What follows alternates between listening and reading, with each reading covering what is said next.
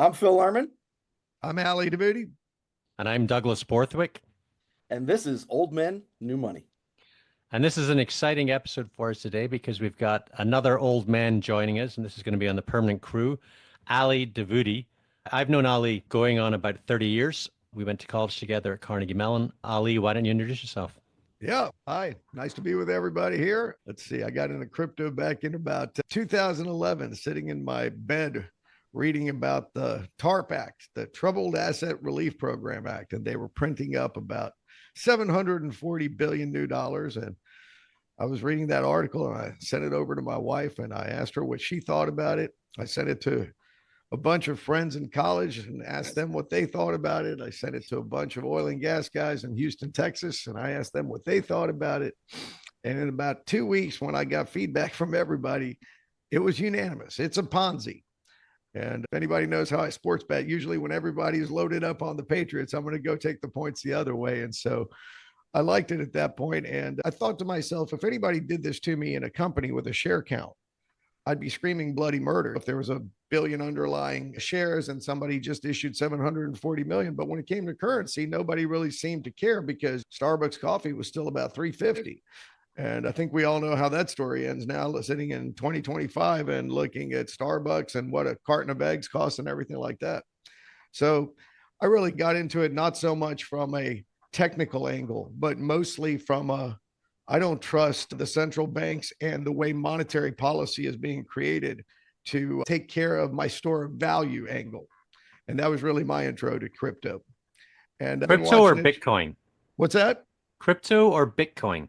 Yeah, no, I'm a maximalist. I think a lot of the other tokens out there are crap coins. I think as far as store of value goes, that the killer app on the blockchain for that, there can be only one, and you've got Bitcoin for that. I think everything else is a utility token. Just think about it. When you go to Harvard, what do they teach you? When your company's name becomes synonymous with the product or service that you provide, you've arrived. Give me a Kleenex, Google it, Xerox it.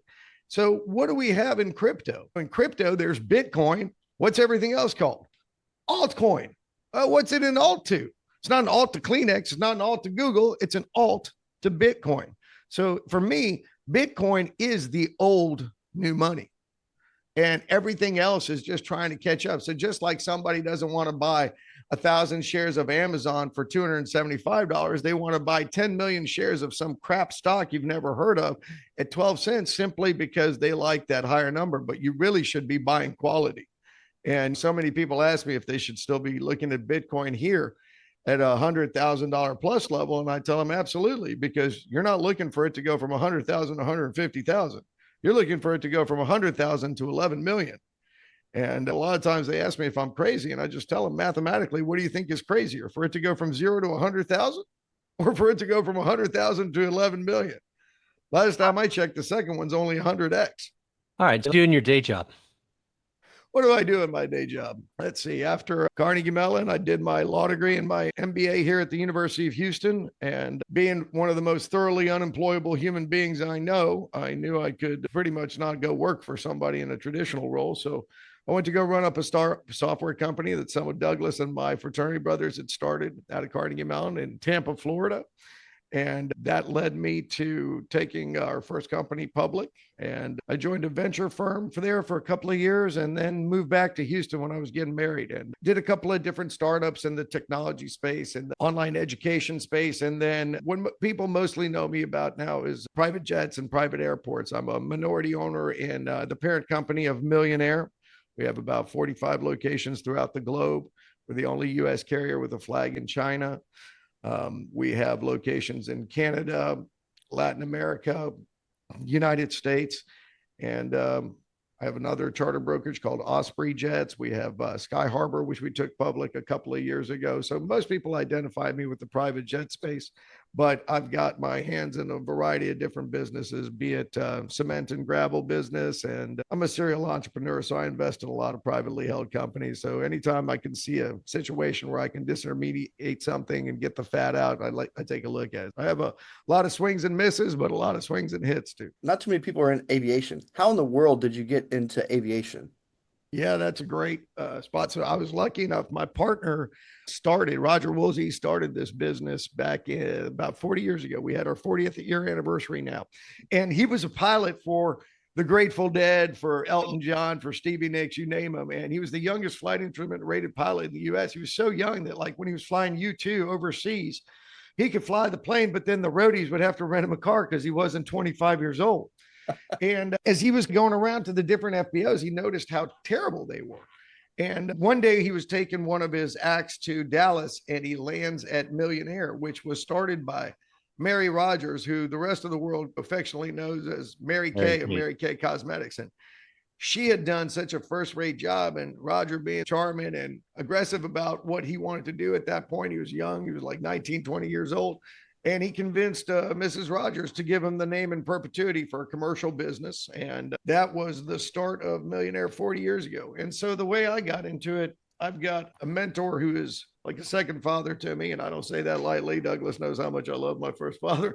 And he has been an excellent influence in my life. He was civilian aide to the Secretary of the Army. And we used to have these dinners. And it was called Bill and Bill dinners. There were two guys in Houston. They would always take out. The whole rule was nobody sells anybody anything else. It was just a way where we could get together and discuss current events and things like that. And he asked me one time, he asked me if I'd ever met Roger. And I apparently had not had an overlap with Roger in one of these. And because I had also been in the online tobacco business in my previous careers, I had started up drop shipping of tobacco from North Carolina, Kentucky, and Virginia when .com 1.0 first came out, because tobacco is an interesting product. There's 3 states that keep it artificially low: North Carolina, Kentucky, and Virginia. And so when the internet came out, if you were buying a carton of Marlboros in New York City for $130 to $140, most of that cost of that carton was state excise taxes. And so what we did was we took advantage of the fact that you could drop ship from tobacco growing states where they had tax stamps and they were absolutely legal.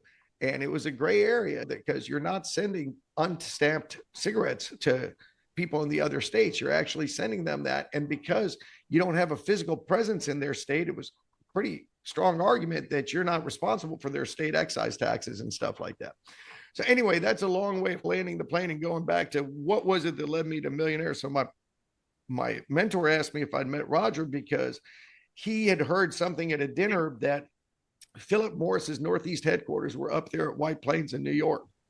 And in our 45 locations, probably a good 2/3 of them are franchisees. So they pay Millionaire royalty to use our software, to use our branding, to use our expertise. And they had asked if we could purchase our New York location. And so anytime like one of our affiliates gets an offer to be bought out, I think Signature had come in to buy them out, the parent company of Millionaire gets a ROFR, which is a right of first refusal. And so at that point, my mentor Bill had put me together with Roger and he explained the deal terms. And not knowing anything about aviation, what I loved about that business is it's got such a severe moat around it. It's hard for just any Tom, Dick, and Harry to get up and go and start a new FBO. And my mentor got me involved in the purchase and refinance of the only hotel on the grounds of the U.S. Military Academy called the Thayer Hotel.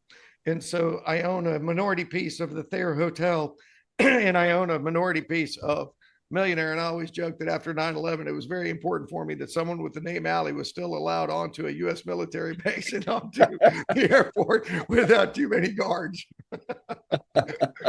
But really, the main reason I got into it was because when you're in the private aviation space, you are talking to the best in their respective fields, because you have to be able to spend that much money on private aviation. Because really, even when it's my own, like flying to New York would cost private $38,000, whereas you could probably fly first class if you plan it well on United for $600. So depending on how mad you are at your money and how much that additional 2 hours means to you, you may flip for that. But to me, I thought this is just going to put me in the best position to succeed, because I will get put around the top people in their respective fields. And everybody that knows me knows I just need a foot in the door. Once I get my foot in the door, I try to figure things out from there. I'm pretty good at it after that.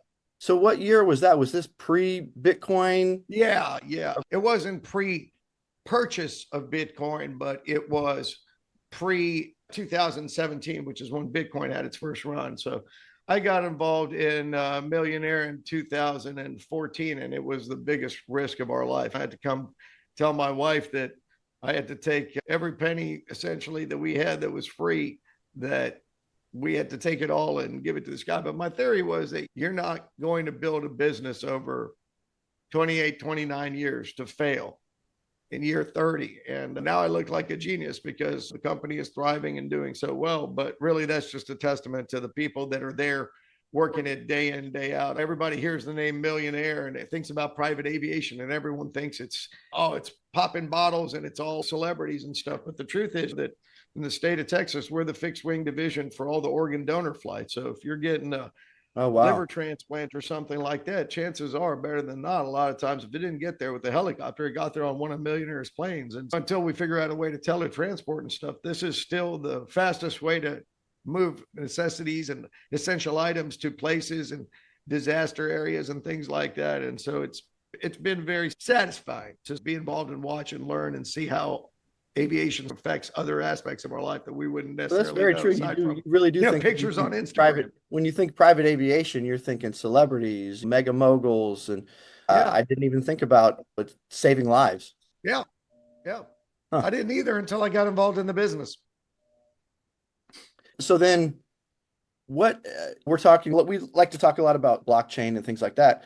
Is blockchain going to enter anything? Is there any use cases within aviation or these other type of businesses that you've been a part of over the years, tobacco and aviation and like things like that? I think blockchain is going to permeate every business process.